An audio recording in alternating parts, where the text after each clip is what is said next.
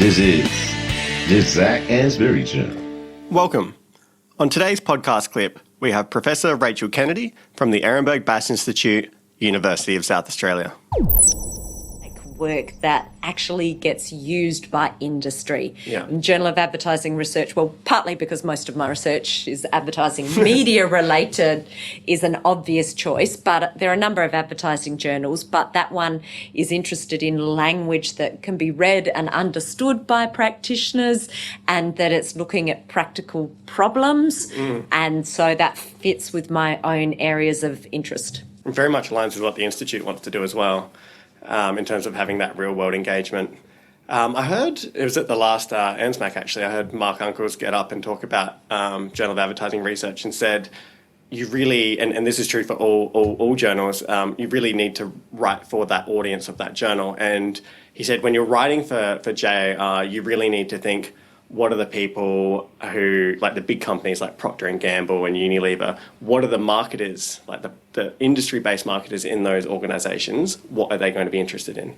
And that's how he kind of framed it. To me, I think it's what should they be interested in? Yeah. And often they are by the time the ideas are put to them, and many of them are. Yeah. So you've spoken at a lot of the big global events, especially in the advertising field, like Canes and like Walk and stuff like that. Did you want to, so I've never spoken at one of these big events. I've spoken at like conferences and stuff like that. Did you want to give us a bit of an insight as to what that is actually like and the benefits that you would receive from it, and I suppose the benefits you hope the audience gets from it as well? So when you've got a really big event, you tend to have a very short amount of time. Okay. And so to me, well, one, the way to get there is to have good research that actually matters to people, which is what I want to be spending my time on anyway. But you'll get an invitation to the big stage if you've got something that's exciting to share that lots of people are interested in. Okay. So that's the first bit to get right. But then because you've got a short amount of time, it's being very clear on what is the story that you've got to sell or to share, and being able to package it in a way that can communicate it as efficiently as possible. And hopefully you can do it in a way that it's a bit fun and engaging as well. It doesn't have to be fun, but that you keep people's attention.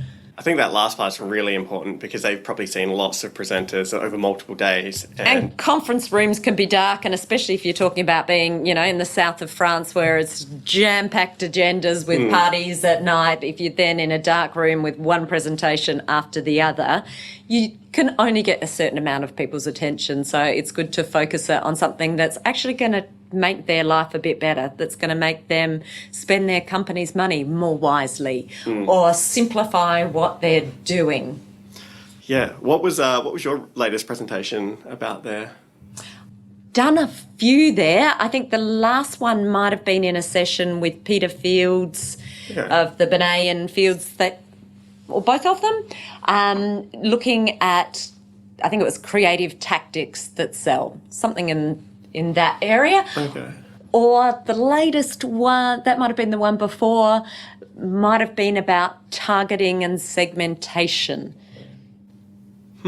I do remember a slide about targeting is like salt. Too much of it and you ruin a dish. Yeah. Oh, yeah, I don't know if I could eat food without salt, really. But I agree. A little bit of it is good, but too much not good for your heart there, Zac. That's definitely true. So you travel quite a bit, and we're in a COVID world at the moment where we're all kind of grounded in Adelaide, which I'm particularly bummed about because I started to be sent places. But you have a husband and you have 2 young daughters and you're a successful person.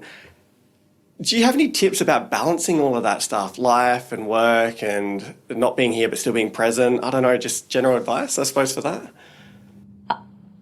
I don't know if I do it particularly well, but I just love being able to engage with people, who have marketing problems and who are interested in our research. So I just try and throw myself into that part when I'm with people overseas.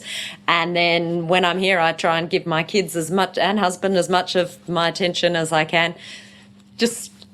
I try and live in the moment, and my calendar is just be all and I schedule things and I do it when it's in my diary as best as possible, except some of the papers that I've got with you that get bumped a little bit. It happens. Lots of balls, and you just try and catch as many as you can. Yeah, definitely. I kind of feel like, moving from PhD to like a postdoc. Hey guys, it's Zac Anesbury here with just a couple of quick reminders. If you've enjoyed today's podcast, then make sure you subscribe so you never miss an episode. There are plenty more interviews to come with some of the world's leading marketing academics and practitioners. You do not want to miss these. In the meantime, if you're looking for another way to connect, then follow me on Twitter at Zac Anesbury. That is ZACANESBURY for my take on the marketing issues of the day.